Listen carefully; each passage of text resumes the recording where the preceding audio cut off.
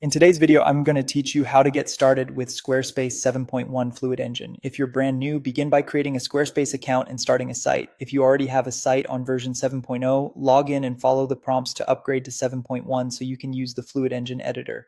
Upgrading gives you a more flexible, grid-based layout system with precise control over placement, spacing, and layering. Once you're in the editor, the easiest way to build a page is to add a new section. Hover between existing sections or reach for the Add Section button to open the section chooser. Here you can either add a blank section for full control or pick from pre-built layouts to jumpstart your design.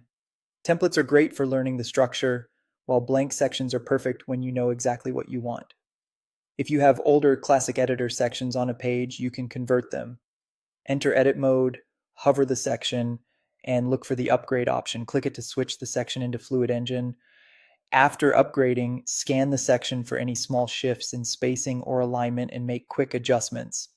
If you're nervous about changing a live page, consider experimenting on a copy in your drafts first. Next, learn the core mechanics that make Fluid Engine powerful. Reveal the grid to see the underlying layout framework. It helps you align content and understand spacing. Add blocks by clicking the plus icon, then drag to move them around the grid. Use the block handles to resize freely. Blocks will snap to the grid to keep things tidy.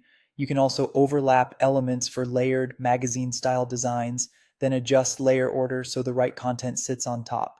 Take your time to experiment here. The more you move, resize, and overlap, the faster the interface will feel intuitive. When your structure is set, style your sections. Open section settings to adjust background colors, images, padding, and overall spacing.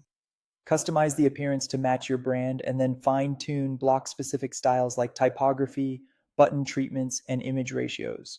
Small, consistent choices go a long way toward a polished look. Finally, design for all devices. Switch between desktop and mobile views inside the editor, and tweak layouts per device as needed.